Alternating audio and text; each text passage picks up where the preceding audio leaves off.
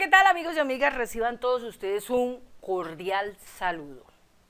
Bienvenidos a este escenario donde vamos a continuar con la lectura.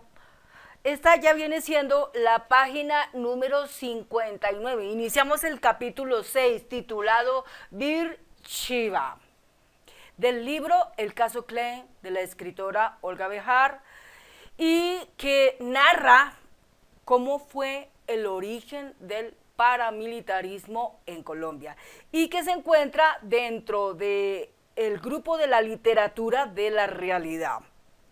Bueno, bien, entonces bienvenidos todos e iniciemos esta interesante lectura de este capítulo. Capítulo 6, Bir Sheva. El paisaje se volvía más y más desértico a medida que el tren avanzaba hacia el sur. Era como cambiar de mundo, dejando atrás los altos edificios y el mar azul de Haifa para ser recibida por el desierto infinito de Beersheba. Y así era exactamente como se sentía ese viaje, como un regreso a lo básico, a lo original. Estaba dejando atrás las historias bien elaboradas por políticos y jueces para buscar la verdad en la fuente de manera directa. Durante las 2 horas y media de viaje en tren, trataba de imaginar lo que iba a encontrar al llegar a mi destino. Tenía 1000 ideas de cómo podría ser este hombre de quien había escuchado mucho, pero que nunca había conocido. Tal vez sería un hombre fuerte y serio que no tendría interés alguno en colaborar con su historia y preferiría seguir con su vida tranquilamente. O alguien charlatán, feliz con la oportunidad de llamar la atención y contar una historia poco confiable. Todas estas ideas me pasaron por la cabeza, pero en realidad no sabía qué pensar. Después de medio trayecto, las deseché todas.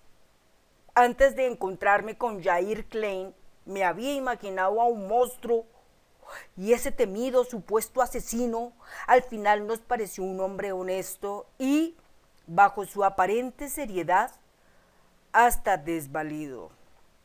Un hombre que te llama en las festividades para desearte un buen día y preguntarte dónde y con quién vas a celebrar. Un ser humano que llora, siente arrepentimiento y que no se enorgullece por su pasado en Colombia. ¿Quién era yo para juzgar a este nuevo personaje? Al llegar a mi destino lo llamé por celular. Ya estoy aquí. Dame un minuto y te veo en la entrada de la estación. Me paré justo ahí y comencé a observar alrededor. ¿Cómo lo iba a reconocer? Todavía tendría ese porte de militar que lo caracteriza en las fotos que había visto donde Jair. Miré a la derecha y me encontré con un hombre que caminaba hacia mí. Sonreía y me saludaba con la mano. Amatsia Shuali resultó ser de mediana estatura, con vestimenta muy informal, entre paréntesis, algo común en este país, cierra paréntesis, e intensos ojos azules que reflejaban amabilidad y alegría. Me saludó calurosamente y se puso a mi absoluta disposición. Carolina, ¿dónde prefieres hacer la entrevista? ¿Ya comiste algo? Gracias, sentémonos en un lugar tranquilo a tomarnos algo y así podremos charlar. Le respondí ya mucho más serena. Enseguida nos decidimos por una pizzería al aire libre, donde podríamos hablar mientras nos tomábamos un café y disfrutábamos del fresco viento de la ciudad. No nos detuvimos mucho en formalidades. Fuimos directo al grano, a la historia. Sin más me dijo, para mí Colombia fue una experiencia increíble, nunca lo vi como algo malo hasta que explotó todo el asunto. De hecho, todavía me cuesta ver como algo negativo todo lo que pasó en Colombia. Aunque no figura en los expedientes, no ha tenido inconveniente en hablarnos del tema.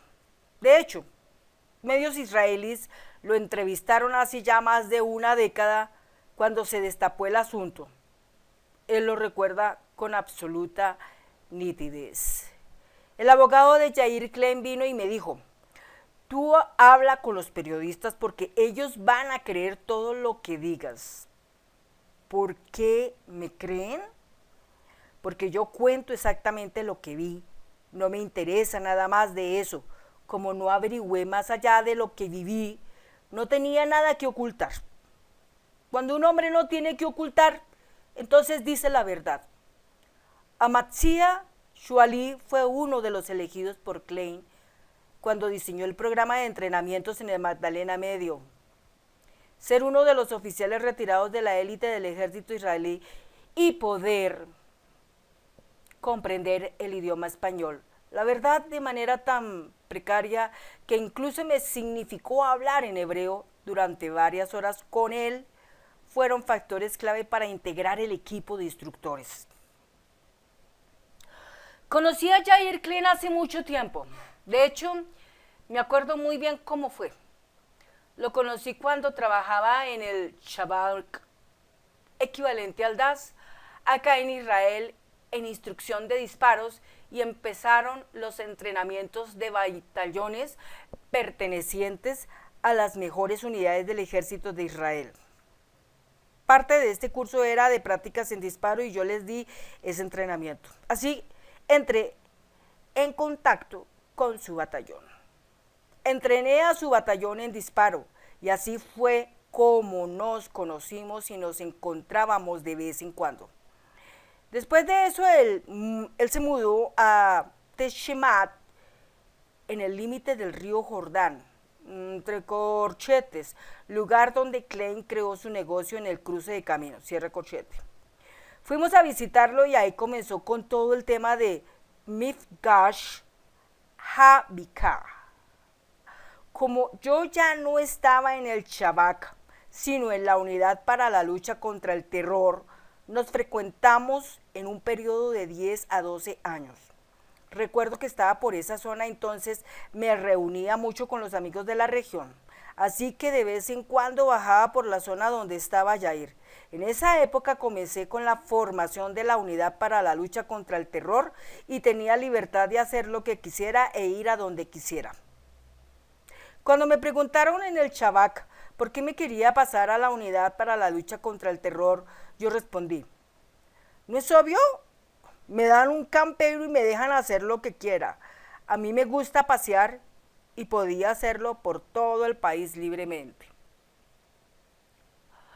Yair comenzó a levantar su negocio y yo bajaba a ayudarlo en los fines de semana. Fue mucho trabajo porque él no sabía vender. Sacaba a las personas que pedían cosas que él no tenía en ese momento.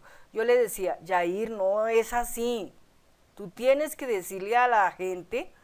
Justo en ese momento se me terminó, pero tengo algo más. Por ejemplo, ellos vienen a comer, no a pelear. Tú lo conoces cómo habla. Él les decía: no hay, y las personas salían corriendo despavoridas. Risas. Siempre estuvimos en contacto, unas veces más, otras menos.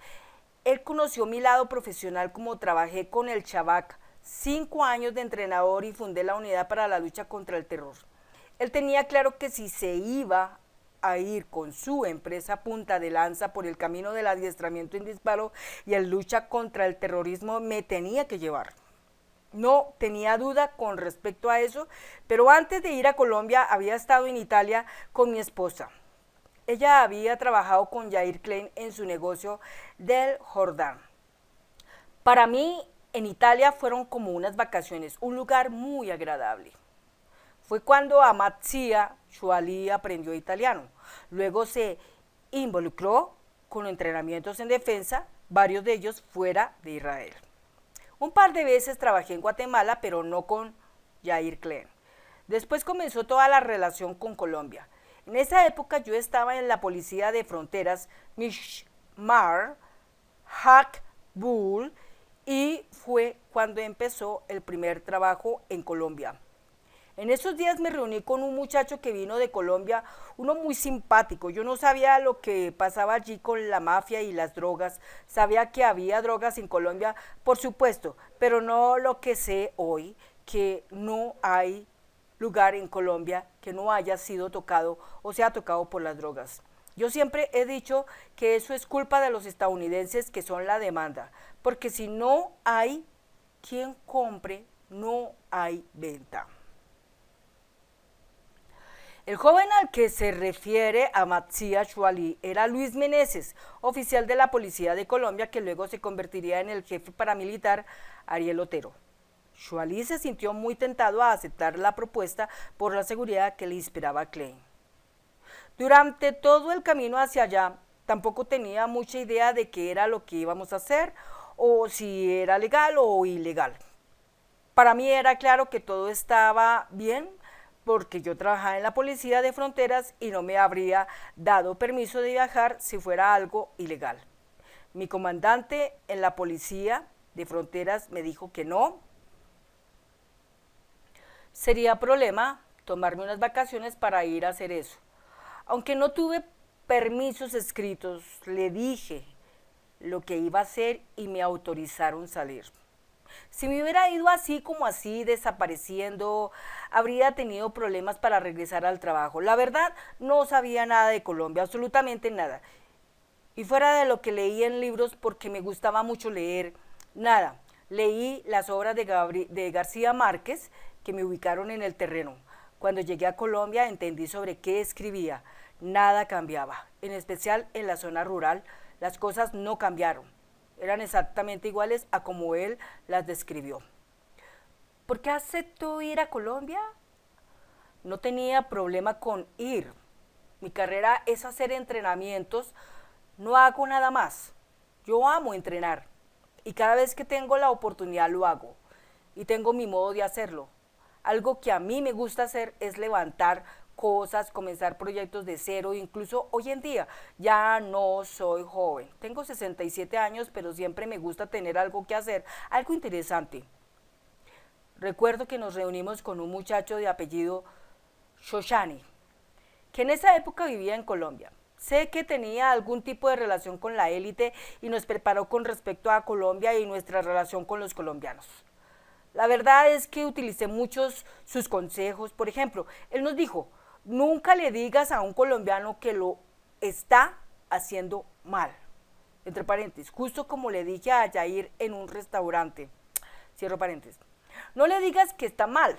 Dile que es excelente para otra cosa, pero que vas a enseñarle la manera como tiene que hacerlo. Esto lo usé la vez que nos mostraron el lugar donde querían hacer el entrenamiento. Les dije, es excelente para otro tipo de curso, pero para la instrucción de principiantes en armas necesitamos un terreno abierto donde la gente se pueda tumbar en el piso y aprender a apuntar. Otra cosa que nos dijo Shoshani fue: nunca hablen mal de los demás para no generar desconfianza. Si yo voy a donde alguien le digo que el otro no sabe nada y que hace todo mal, él va a ponerse a pensar. Un momento, cuando él nos dijo también. Bueno, hasta aquí vamos a dejar este punto y en el próximo capítulo vamos a continuar haciendo la lectura de la página siguiente, que es la número 64 en adelante, hasta terminar el capítulo. Para que ustedes, oyentes, no se cansen, o si tienen alguna cosa importante que hacer, puedan parar aquí sin ningún problema. Amigos, amigas, muchas gracias y nos vemos en el próximo video.